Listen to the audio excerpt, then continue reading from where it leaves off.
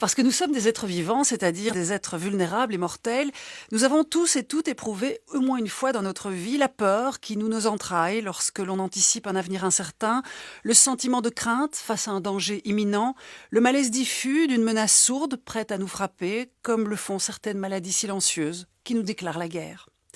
Gustave Courbet a exprimé ce registre d'émotions dans un autoportrait célèbre intitulé « Le désespéré ».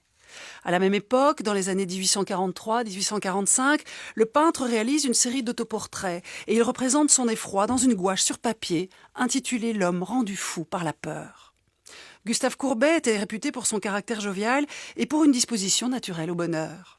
Mais pourtant, dans une lettre qu'il rédige à l'attention de son ami et mécène Alfred Bruyat, également protecteur de Delacroix, il a confié que derrière ce masque amène et riant, il cachait à l'intérieur le chagrin et l'amertume, ainsi qu'une tristesse, précisait-il, qui s'attache au cœur comme un vampire. Courbet savait que le plus heureux des hommes n'échappait pas aux émotions négatives, ni au chagrin, ni à la terreur.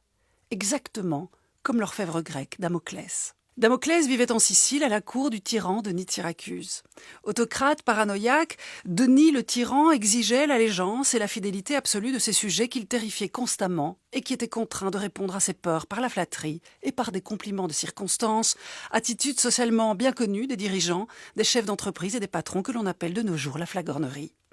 Comme tous les puissants qui craignent de voir leur pouvoir et leur puissance abolis, Denis exigeait d'être rassuré par tous. Aussi, l'artisan Damoclès, ne songeant qu'à lui faire plaisir, dit un jour à Denis à quel point il avait de la chance d'être le monarque qu'il était et de pouvoir exercer sur tous son pouvoir à l'envi. Cette flatterie agaça le tyran, à un point tel que pour le punir, Denis invita Damoclès à prendre sa place à la table d'un banquet. Obéissant à la requête de Denis, Damoclès s'assit à la table du banquet et prit part au festin, à la place et sur le siège du tyran. Et soudain, il comprit. Alors qu'il levait les yeux, il vit qu'une épée se tenait en suspension au-dessus de lui, retenue seulement par le crin d'un cheval, prêt à se rompre à tout moment.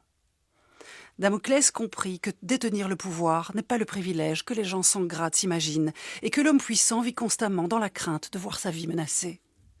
En regardant l'épée tenue à un crin de cheval, Damoclès comprit que le prix à payer pour être du côté de ceux qui gagnent est celui de l'intranquillité. C'est cela même, l'épée de Damoclès, l'image d'une menace sourde qui fait vibrer l'air alentour et qui peut frapper chacun d'entre nous à tout moment. Et voilà comment, en traversant le temps, les mots et les mythes nous rappellent à notre mémoire. L'épée de Damoclès nous rappelle qu'à travers le grec que nous parlons sans le savoir, c'est le monde d'après que le passé nous donne à voir.